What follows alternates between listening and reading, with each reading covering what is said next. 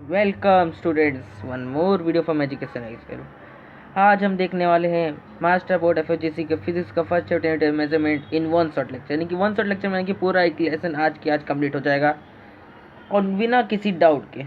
आपको कोई भी डाउट है तो मेरे कमेंट सेक्शन में पूछ सकते हैं। डायरेक्टली आपको एक 1 आवर्स के अंदर आपको एक वीडियो बन के आ जाएगा सामने इसी टाइप से। और इसमें 2021 यानी कोविड पेंडेमिक को ऐसे जो रिलेटेड पर्सन उन्हें हटा के हम दिखाएंगे। उसी टाइप से आप लोग को आपको एग्जाम में कुछ इंपॉर्टेंट क्वेश्चन आपको चाहिए तो मैंने कई सारे वीडियोस बना के रखे हैं, वहाँ से आप इंपॉर्टेंट क्वेश्चन देख सकते हैं या मैं आपको डिस्क्रिप्शन में लिंक दे सकते हैं। चलिए स्टार्ट करते हैं। और एक और चीज़, अगर मेरे चैनल को आपने सब्सक्राइब नहीं किया तो सब्सक्राइब कर दें और बेल आइकन दबा दें ताकि मेरे वीडियोज़ के नए नए एजुकेशन अपडेट्स आपको मिल पाए। और अगर ये वीडियो आपको अच्छी लगी तो लाइक करें और इस वीडियो को ज़्यादा से ज़्यादा शेयर करें ताकि बाकी बच्चों को भी हेल्प हो पाए। चलिए हम यहाँ से स्टार्ट करते हैं।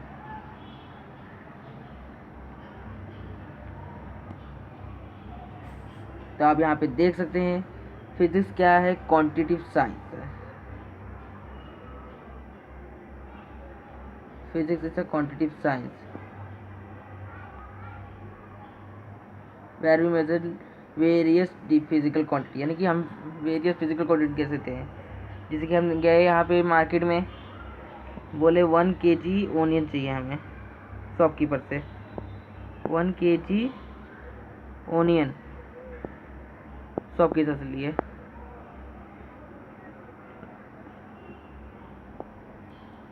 तो उसी टाइप से अगर 1 kg ओनियन ले तो उसका एक क्वांटिटी है कि 1 kg हम लिए। एक और चीज़, जैसे कि हम 1 kg लिए किसी चीज़ का वॉल्यूम के, हमें 1 लीटर मिल्क चाहिए, डेयरी प्रोडक्ट गए या वेजिटेबल या फ्रूट, कौन सी भी चीज़ है तो हम किसी मेजरमेंट में लेते हैं जिसे हम कहते हैं क्वांटिटेटिव साइंस। यानी कि फिजिक्स क्या है, क्वांटिटेटिव साइंस, जहाँ हम वेरियस फिजिकल क्वांटिटीज मेजर करते हैं एक्सपेरिमेंट और डे टू डे लाइफ में। इन आर डे टू, यहाँ पे आप रीड कर सकते हैं, in our day to day life we need to measure a number of physical quantity. यहाँ पे आप रीड कर सकते हैं। उसके बाद आपको पता होगा कि क्वांटिटीज के 2 टाइप्स होते हैं। मेजरमेंट तो आपको पता है, measurement always involves a comparison with a standard measuring unit. यानी कि कंपैरिजन रखता है standard measuring unit with international accepted, यानी कि जो हर जगह एक्सेप्ट हो मेजरमेंट, उसे हम कंपेयर करता है। यहाँ पे आपको नीचे एग्जांपल दिया है। For example, for measuring the mass of a given fruit we need standard mass unit of 1 kg 500 gram. Example, the standard are called unit. यानी कि जो लास्ट में दिया जैसे कि केजी, ग्राम, ये सब हम यूनिट बोलते हैं। तो इसी टाइप से क्वांटिटी के कितने 2 टाइप्स के होते हैं, एक फिजिकल क्वांटिटी, एक non physical quantity. Physical quantity एक ऐसा टाइप का क्वांटिटी जिसे हम मेजर कर सकते हैं, यानी कि जो मेजरमेंट हमने बताया। मेजरमेंट के टाइप से, यानी कि फिजिकल क्वांटिटी क्या है। फिजिकल क्वांटिटी में जैसे कि हम कोई भी चीज़ में से, यहाँ पे एग्जांपल दिया है 1 kg 500 ग्राम फ्रूट, या कोई भी चीज़ का मेजरमेंट कर रहे हैं उसे हम कहते हैं फिजिकल क्वांटिटी। और जो नॉन फिजिकल क्वांटिटी है उसे हम कहते हैं जो मेजर नहीं हो सकता। मेजर नहीं हो सकता जैसे कि फीलिंग, एक्सप्रेशन, काइंडनेस एक्सेट्रा, ये सब हम मेजर नहीं कर सकते, उसे हम कहते हैं नॉन फिजिकल क्वांटिटी। तो यहाँ पे हम फिजिक्स पढ़ रहे हैं तो यहाँ पे यूनिट ऑफ मेजरमेंट, यानी कि हमें फिजिकल क्वांटिटी पर डिपेंड करना है।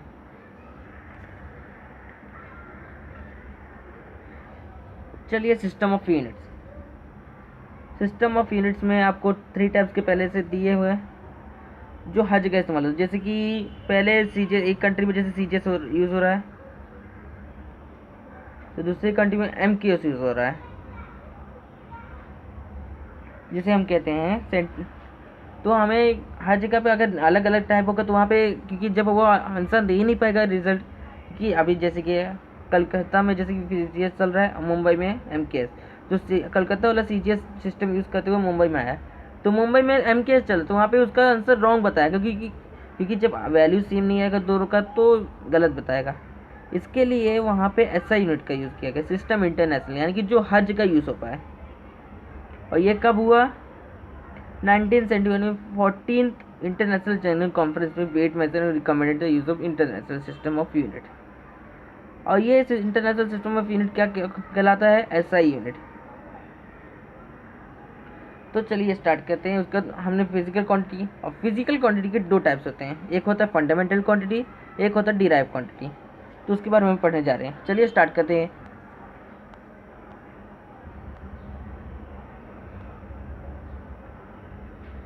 अब फंडामेंटल क्वांटिटी क्या है? A physical quantity which do not depend on another quantity for their measurement are known as fundamental quantity. Physical quantity जो दूसरे क्वांटिटी पे डिपेंड नहीं है उसे हम फंडामेंटल क्वांटिटी कहते हैं। अब जो फिजिकल क्वांटिटी जो दूसरे क्वांटिटी फिजिकल क्वांटिटी पे मेजर डिपेंड ना हो उसके मेजरमेंट के लिए फंडामेंटल क्वांटिटी, जैसे कि यहाँ पे 7 फंडामेंटल क्वांटिटी है, जैसे कि there are 7 fundamental quantity: length, mass, time, temperature, luminous intensity and amount of substance. और इसकी यूनिट को हम कहते हैं fundamental unit. The unit used to measure fundamental quantity are called fundamental units. The fundamental quantities, their units and symbol are shown in table 1.1। तो यहाँ पे table 1.1 आपको दिखाया होगा आपके स्क्रीन पे। Fundamental quantity with their SI unit and symbols दिया है। तो यहाँ पे सबसे पहले आपको दिया है लेंथ दिया है, उसके बाद दिया है मास, उसके बाद दिया है टाइम। तो यहाँ पे एक और चीज़ आपको दिखा होगा कि यहाँ पे कैपिटल के दिया है और कैपिटल ए दिया है और बाकी सबका स्मॉल क्यू है, क्योंकि यहाँ पे जो केल्विन नाम है वो साइंटिस्ट का नाम है। तो जो ऐसा यूनिट है उसको हमें स्मॉल हमेशा लिखना है क्योंकि वो ऐसा यूनिट है, और उसको सिंबल को हम कैपिटल में करेंगे क्योंकि मालूम पड़े कि ये किसी साइंटिस्ट का नाम है। जैसे कि यहाँ पे ए है, यहाँ के है और बाकी सब मीटर एम स्मॉल है, उसके बाद केजी स्मॉल है, सेकंड स्मॉल है, कैंडल स्मॉल है, मोल स्मॉल है, और यहाँ पे देख सकते हैं। तो पहला है लेंथ, फिर दूसरा है मास, फिर तीसरा है टाइम, चौथा टेम्परेचर, पांचवा इलेक्ट्रिक करंट, छठवां luminous intensity, seventh amount of substance. यहाँ पे आपका ऐसा यूनिट दिया जैसे कि लेंथ का है मीटर, फिर मास का है किलोग्राम, फिर टाइम का है सेकेंड, टेम्परेचर का केल्विन, इलेक्ट्रिक करंट का एम्पियर, उस लुमिनस इंटेंसिटी का कैंडिला, अमाउंट ऑफ सब्सटेंस का मोल। उसी तरह से मीटर का सिंबल है एम स्मॉल एम, फिर केजी का किलोग्राम का केजी, सेकंड का एस, केल्विन का कैपिटल के, साइंटिस्ट का नाम आपको बताया था, एम्पियर का ए, कैंडिला का सी डी, और मोल का मॉल MOL मॉल।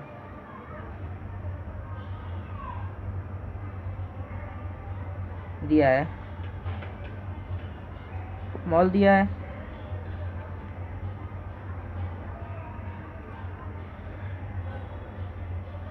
चलिए आपको यहाँ पे समझ गया कि फंडामेंटल क्वांटिटी क्या है। यहाँ पे 7 फंडामेंटल क्वांटिटीज के सिंपल्स दिए हैं। यहाँ पे आपको मालूम है कि कौन कौन से फंडामेंटल क्वांटिटी है।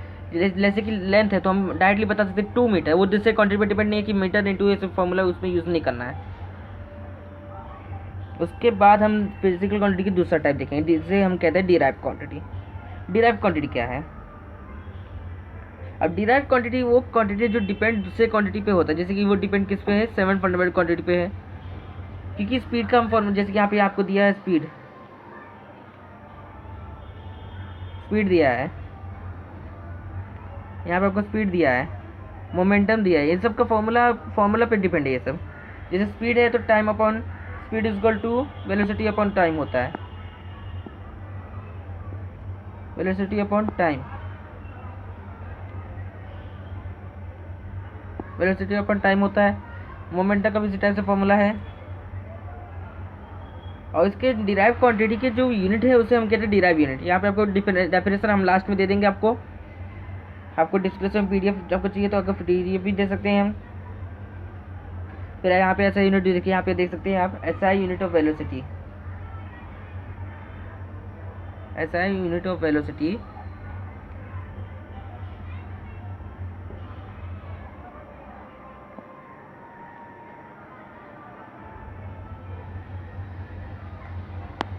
is equal to unit of displacement upon unit of time is equal to metre upon second. Metre जिसे हम ऊपर कर देंगे सेकंड को, तो सेकंड माइनस, क्योंकि अगर अपॉन में है तो वहाँ प्लस में रहता है, और जो ऊपर जाता है वो तो माइनस हो जाता है, कोई भी चीज़ हो। सेकंड है तो सेकंड ऊपर माइनस में हो जाएगा उसका पावर, तो एस इज टू -1। यहाँ पे यूनिट ऑफ मोमेंटम का फॉर्मूला दिया है, unit of mass into unit of velocity, यानी कि ये डिपेंड है, मोमेंटम किस पे डिपेंड है, मास और वेलोसिटी पे। वेलोसिटी किस पे डिपेंड है, डिस्प्लेसमेंट अपन टाइम पे, यानी कि मीटर और सेकंड पे डिपेंड है। इसके लिए हम डिराइव क्वांटिटी दूसरे फंडामेंटल क्वांटिटी पे डिपेंड रहता है।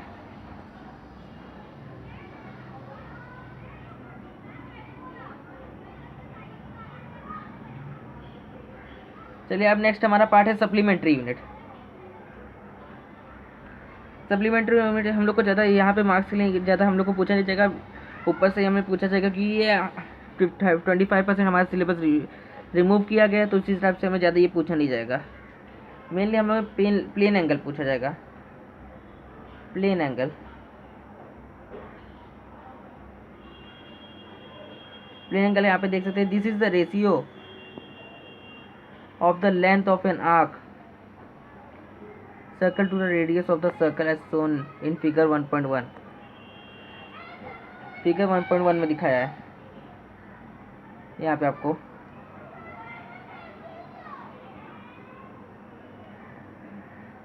जैसे कि थीटा के अपोजिट में क्या है, डी एस अपॉन आर, यानी कि d theta equal to d s upon r, हमें पता ही है। ये हमें लगाना है रेड, ये रेडियन का फॉर्मूला है, यहाँ पे उसका यूनिट है रेडियन। प्लेन एंगल हम इसी टाइप से निकालते हैं। उसके बाद है सॉलिड एंगल। सॉलिड एंगल क्या है, सॉलिड एंगल जैसे कि आप पिज्ज़ा का कोई पार्ट लीजिए किसी का, तो उसमें जो 3 डायमेंशनल पार्ट रहता है उसे हम निकालना रहता है, अलग से निकाल के हमें उसको मेजर करना रहता है। जैसे कि यहाँ पे दिया है डी थीटा बीच का है, और वहाँ डी ए और यह एक साइड का, तीनों साइड का निकालना, तो वहाँ पे आर है कितना रेडियस है, प्लस डी थीटा, यानी कि यहाँ पे कितना डी ओमेगा कितना है, और ए, तो d omega equal to d A upon r निकालेंगे हम। हमें ज़्यादा ऊपर से इसको पढ़ना नहीं है, क्योंकि हमें एग्जाम में ज़्यादा नहीं आने वाला इसके सम्स।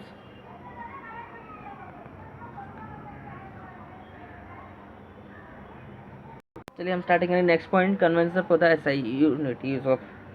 तो यहाँ पे हमें बताना है कि कहाँ पे एसआई यूनिट कैसे यूज़ करना है। Unit of every physical quantity, unit of every physical quantity should be represent by it's symbol. तो हमें यूनिट ऑफ फिजिकल क्वांटिटी को उसके सिंबल में बताना है। जैसे कि यहाँ पे मीटर लिखा है, तो मीटर हमें बताना नहीं, मीटर हम लिखना है डायरेक्टली एम से, सिर्फ एम लिखना है हमें, ना कि हमें 1 जूल 1 न्यूटन ऐसे नहीं लिखना है। एन जे मीटर सेकेंड, उन्हें हमें यूनिट में लिखना है उनके, ना सिंबल में सिर्फ। उसके बाद है हमें बताया symbol for the do not take plural form for example, यानी कि हमें प्लूरल फॉर्म में नहीं बताना। जैसे कि 2 मीटर है, 2 मीटर, तो उसे हमें 2 मीटर्स नहीं बताना है, डायरेक्टली 2 मीटर बताना है, उसे हमें प्लूरल फॉर्म में नहीं करना है, तो भी आपको मार्क्स कट सकते हैं इस पर, ये मत करिएगा। और लास्ट में किसी की जैसे कि 25 यहाँ कीजिए, तो वहाँ पे उसके फुल स्टॉप नहीं लगाना है, फुल स्टॉप नहीं लगाना है आपको।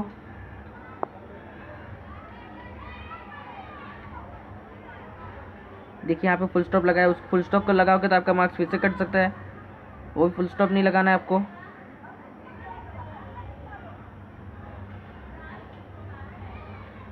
उसके बाद है the unit physical quantity in numerator and denominator should be written as the ratio for the example the ऐसा unit of expansion is metre per second square. तो हमें कैसे लिखना है, जैसे कि मीटर पर सेकंड स्क्वायर लिखना है, या मीटर सेकंड माइनस, यानी कि ये नहीं लिखना है कि जैसे कि मीटर सेकंड अपॉन सेकंड, ये गलत हो जाएगा, सेकंड आपका कट जाएगा, इस टाइप से नहीं। जो उसका पावर है उसका रेशियो में पावर में लिखना है, ना कि हमें उसको डबल ट्रिपल मल्टीप्लाई करना है।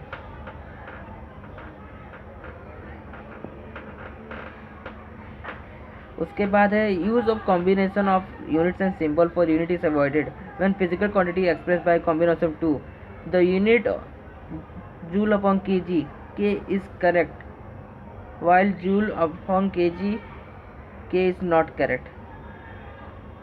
है कि हमें जे अपने उसके सिंबल में लिखना है जब 2 जगह यूज़ किया, यानी कि हमें पूरा लिखना है जूल, डायरेक्टली हमें केजी लिखना है। जे लिखना है डायरेक्टली हमें। A prefix symbol is used before the symbol of unit. Thus, prefix symbol and unit symbol are new symbol for the unit which can be raised to a negative or positive of 10. हम prefix symbol use कर सकते हैं जैसे कि 10⁻³ हम उसके power की मदद से बता सकते हैं, या यहाँ पे देख सकते हैं 1 मिली सेकेंड है, तो उसका हम यहाँ पे बताया कि कैसे लिखेंगे। तो 10⁻³ सेकेंड, 10⁻6 सेकेंड प्लूरल फॉर्म में उसका है, पर वो उसके अंदर से इनडायरेक्टली हम प्रीफिक्स प्लूरल नहीं कर रहे हैं एस लगा के। ये एस सेकेंड है आपका, ये मत बोलना कि आपने एस बोला नहीं लिखना है, फिर उसका तो ऐसे यहाँ पे दिखा रहा है, ये एस सेकेंड है।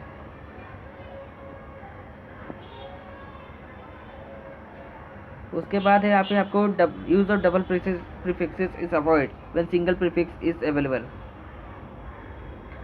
तो हमें डबल प्रीफिक्स यूज़ नहीं करना है। यहाँ तक आपको समझ गया। उसके बाद हम यूज़ करेंगे मेजरमेंट ऑफ लेंथ क्या है। लेंथ यहाँ पे कई सारे मेजरमेंट ऑफ लेंथ दिया, तो आपको इसी भी यहाँ पे रेट करना, समझना है कि कौन कौन से डिस्ट्रिक्ट की सब एंड्रोमेडा गैलेक्सी, ये आपको पता ही है। नेक्स्ट पार्ट हम जा रहे पढ़ने। चलिए हमारा नेक्स्ट पार्ट है डायमेंशन एंड डायमेंशन एनालिसिस।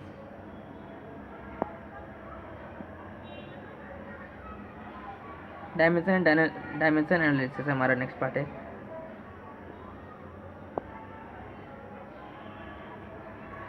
आप पढ़ सकते हैं यहाँ पे as mentioned are earlier derived physical quantity can be express in term of some quantity can be measured express in some combination of saving basic quantity. यानी कि हमें यहाँ पे हमने पहले लेक्चर में पढ़ा जैसे डिराइव फिजिकल क्वांटिटी, उनके सम के फिजिक्स बेसिक फंडामेंटल क्वांटिटी पे डिपेंड रहते हैं, हमें पता ही है। डिराइव फिजिकल क्वांटिटी किस पे डिपेंड है? फंडामेंटल क्वांटिटी पे डिपेंड है, मैंने पहले ही बताया आपको। उसी टाइप से आपको यहाँ पे करना है, डायमेंशन निकालना है हमें उनके पावर के हिसाब से। तो यहाँ पे हमें मेनली यूज़ करेंगे हम एल करेंगे, एल यूज़ करेंगे हम। उसके बाद हम यूज़ करेंगे LMT, और उनके ऊपर पावर लगा के हम मेनली यूज़ करेंगे। उनको पता प्रूव करना कि हमें ये फॉर्मूला ये है, बताना रहेगा हमें।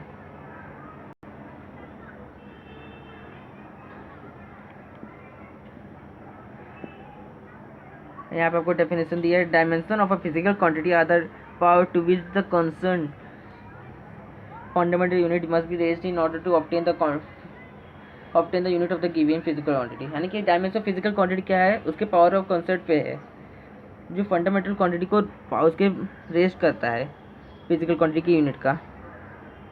जैसे कि आपको यहाँ पे दिया नीचे dimension formula of velocity. Velocity का डायमेंशन फार्मूला क्या है? उसका फार्मूला वेलोसिटी का है डिस्प्लेसमेंट अपॉन टाइम है। डिस्प्लेसमेंट अपॉन टाइम, तो यानी कि लेंथ क्या है, डिस्प्लेसमेंट को हम एल में करते हैं। तो मैंने बताया था LMT को यूज़ करना, मेनली आई ये सब यूज़ नहीं होगा। तो L/T है, तो एल क्या है? एल कितना डायमेंशन ऑफ फार्मूला वेलोसिटी में एल कितना है? 1 है, तो एल लिखेंगे हम 1, यहाँ पे लिखा है। उसका एम कितना है? 0 है, एम दिया ही नहीं, तो यानी कि 0 उसको लिखेंगे। LMT हमको लिखना ज़रूरी है। उसका टी नीचे है, तो टी को हम ऊपर लेके जाएंगे, तो T/-1 मैंने बताया था। अगर नीचे प्लस में है तो पावर, तो ऊपर जाएगा तो माइनस हो जाएगा, डिनोमिनेटर से न्यूमरेटर में जाएगा तो माइनस हो जाता है उसका पावर। आपको पता है, बेसिक है ये। उसके बाद आपको दिया है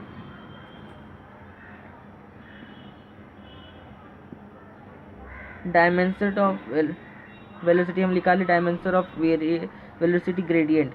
वेलोसिटी ग्रेडियंट क्या है? Velocity upon distance. तो उसका फॉर्मूला निकालेंगे। वेलोसिटी हम पहले निकाल लेते हैं, L/T-1 अपॉन डिस्टेंस क्या है? L। आप बोलोगे कि सर आपने बोला था LMT लिखना है, तो LMT इसलिए मैंने बोला कि आपको प्रैक्टिस पहले होगा, क्योंकि आप बेसिक सीख रहे हैं। तो बेसिक में जब आप LMT में अच्छे से हो जाओगे तो आप LT ये सब बराबर लिख सकते हो। इसके लिए अभी LMT का यूज़ करिए बराबर। उसके बाद है dimension formula for the charge. Charge का है करंट इनटू टाइम। तो हमें यहाँ पे बोला था मेनली बहुत कम यूज़ होगा आई, इसके लिए यहाँ पे आई दिया है, तो आई का यूज़ होगा।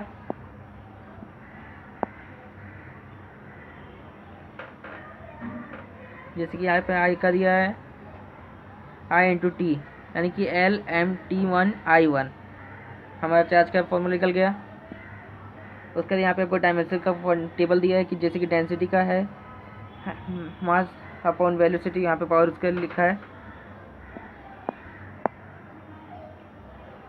पावर लिखा है L/-3 M/1 T/0 ऊपर पावर दिया है। उसके बाद है एक्सेलरेशन का velocity upon time metre per second square, आपको पता है, तो L का पावर यहाँ पे 1 लिखेंगे, T/-2।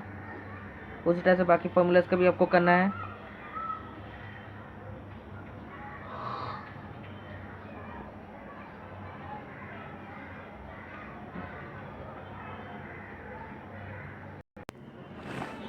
चलिए यहाँ पे हम पढ़ेंगे यूजेस ऑफ डायमेंशन एनालिसिस। तो यहाँ पे करना है to check the correctness of physical equation, हमें फिजिकल इक्वेशन चेक करना आना चाहिए।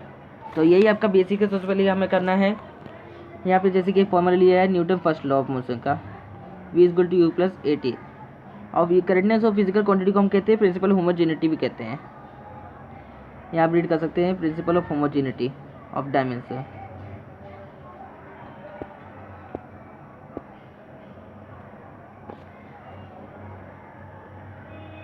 उसके बाद है यहाँ पे हमें डायमेंशन निकालना है। सबसे पहले व्हीकल निकालेंगे, left hand side right hand side अलग करेंगे हम। तो वी का हम निकाले डायमेंशन ऑफ LHS V=LT/-1, यानी कि LA×T/-1 हमारा निकाल। उसके बाद हम RHS का निकालेंगे। तो U क्या है, U वेलोसिटी सेम होता है, U का U क्या है इनिशियल वेलोसिटी और V क्या है फाइनल वेलोसिटी। तो हम निकाले L/T/-1 वही सेम है। उसके बाद AT क्या है मीटर पर सेकंड, A क्या है मीटर पर सेकंड का और टाइम क्या है T नॉर्मल। तो उन दोनों को मल्टीप्लाई की तो L/-1, तो हमारा यहाँ पे सेम आ गया। देख सकते हैं आप डायमेंशन ऑफ RHS L/-1 आ गया है, L/-1 यानी कि LHS प्रूव हो गया है।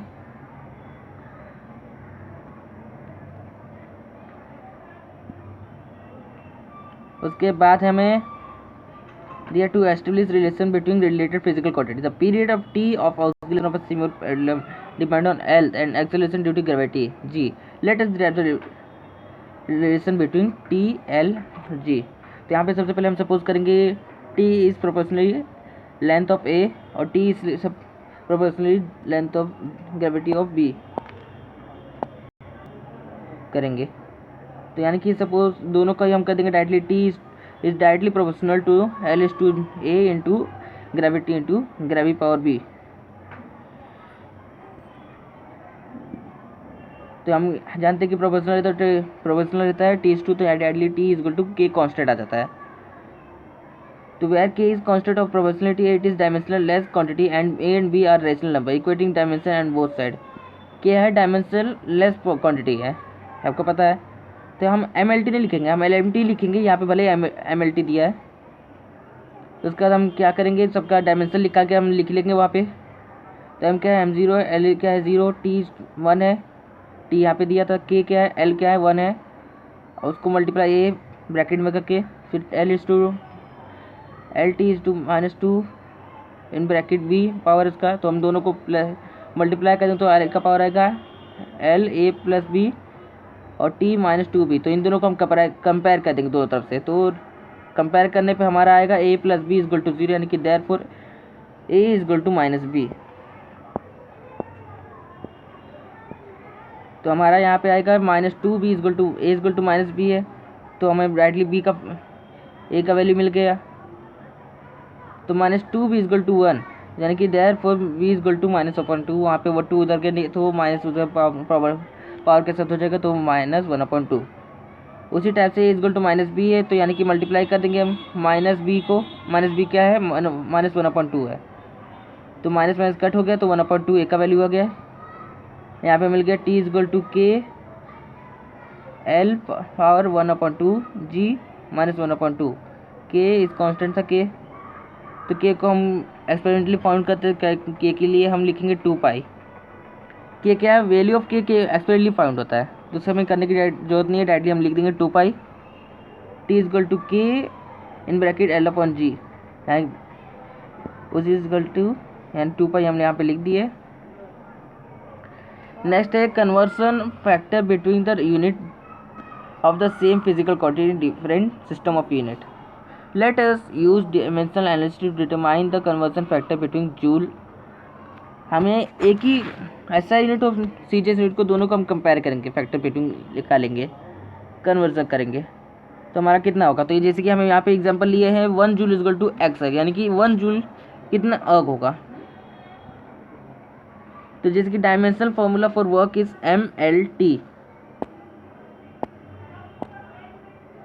MLT. तो MLT है तो M equal to S2-1, L is to 2, T is to -2. तो हम दोनों को लिख देंगे यहाँ पे. तो हम ऐसा यूनिट को M1 L1 T1 से हम करेंगे, उसी तरह से CGS को M2 L2 T2 करेंगे. तो हम दोनों को एक साइड ले लेंगे, x को एक साइड, क्रॉस मल्टीप्लाई करने के बाद हमारा आएगा. उसके बाद हम सबको CGS यूनिट में कन्वर्ट कर देंगे.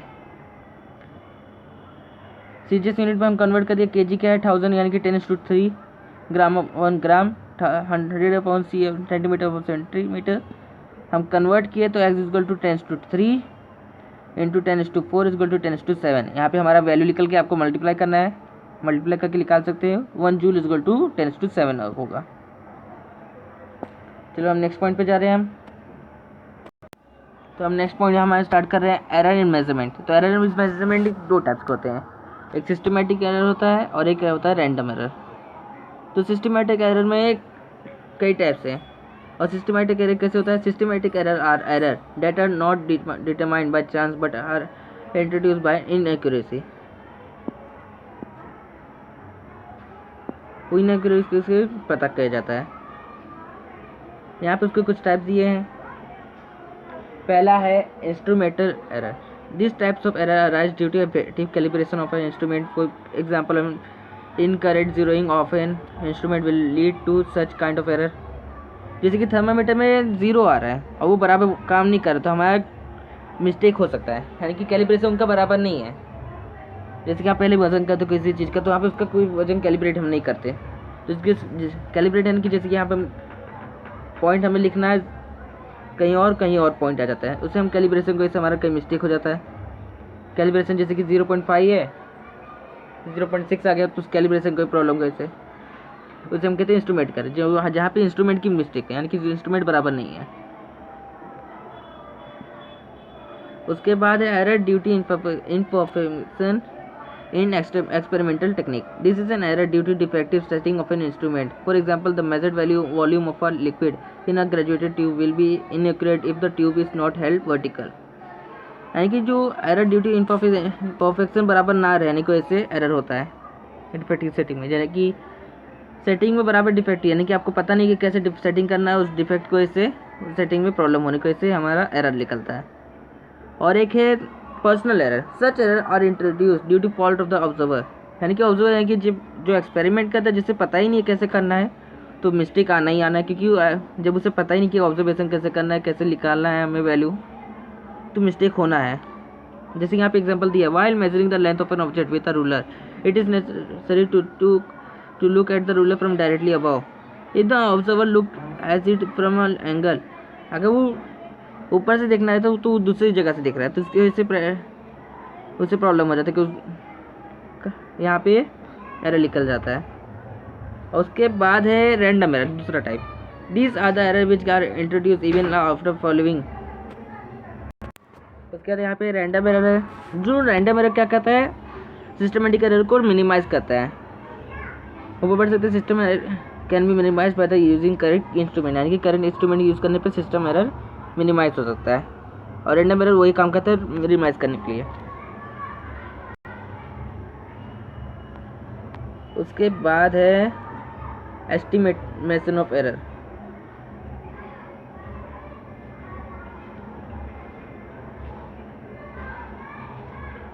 तो एस्टिमेशन एरर में हमें सपोज हमें रीडिंग करना, किसी का निकालना है एवरेज के साथ, तो रीडिंग निकालेंगे तो हम A1 A2 A3 AN तक हमें रीडिंग लास्ट तक, उसका हमें एवरेज निकालना. तो हम कैसे निकालेंगे आपको पता है. A mean equal to A1 plus A2 A plus A3 A4 AN तक लास्ट तक. उसके बाद हम A पिन को A mean equal to 1/n, हम यहाँ पे कर देंगे 1 n/1 i से 1 तक ए आई हमारे यहाँ पे निकाल देंगे हम, जिसे हम कहते हैं एब्सोल्यूट एरर। हमारा कितना है, सभी एरर को प्रस्तुत के मीन निकालेंगे, तो इसे हम कहते हैं absolute error, mean absolute error. Mean absolute error कैसे निकालेंगे, जो हमारा एरर कितना है, तो हमारे जो हमारे एरर निकला है हम रीडिंग में एक्सपेरिमेंट, उसे हम लिखेंगे डेल्टा A1। डेल्टा A1 कैसे निकलता है, delta A1 equal to A mean minus A1। उसमें कितना एरर निकला, फिर A2 equal delta A equal to A mean minus A2। वैसे ही directly A mean minus AN तक करेंगे, फिर उसका हम निकालेंगे mean absolute error. Mean absolute error निकालने पे हमारा आ जाएगा delta A equal to delta A plus B1 delta A plus 2 directly AN तक अपॉन N। मीन हमारा वहाँ तक हो गया। इसी तरह से मीन निकालेंगे। उसके बाद हम क्या करेंगे, रिलेटिव हमें एरर निकालना है। तो रिलेटिव एरर निकालने के लिए डेल्टा A मीन यानी कि जो हमारा एरर है, एब्सोल्यूट एरर क्या है, उसका एब्सोल्यूट मीन एरर क्या है हमारा, delta A mean upon A mean निकालेंगे, हमारा रिलेटिव एरर निकल जाएगा। उसके बाद हम उसमें मल्टीप्लाई कर देंगे रिलेटिव एरर में, तो हमारा हो जाएगा परसेंटेज एरर। यहाँ पे देख सकते हैं आप परसेंटेज है हमारे सामने। नेक्स्ट हम लास्ट पॉइंट पढ़ने वाले हैं,